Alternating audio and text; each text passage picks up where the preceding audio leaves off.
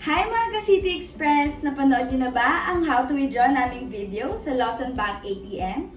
Dahil sa video naman na ito, ipapakita namin kung paano magdeposito ng pera gamit ang City Wallet Card sa Lawson Bank ATM. Simulan na natin!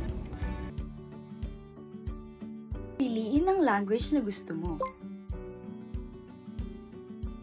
At i-click ang next button at ipasok ang iyong City Wallet Card. Siguraduhin ipasok ang City Wallet Card na nakaharap pataas ang arrow sign. Hintayin lumabas ang menu at piliin ang deposit gamit ang touch screen.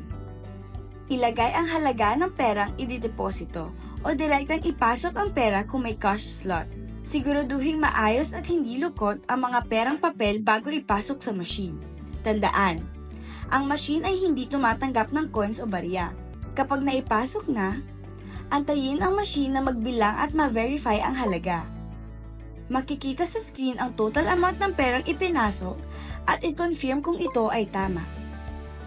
Pagkatapos, hintayin matapos ang transaksyon at huwag kalimutan kunin ang iyong City Wallet Card at deposit slip sa ATM machine. Ganun lang kasimple! Deposit complete ka na agad gamit ang Lawson Bank ATM. O diba? Quick and easy lang din. Kaya don't forget to follow us on our social media pages for more updates and announcements. Kita-kits! Bye!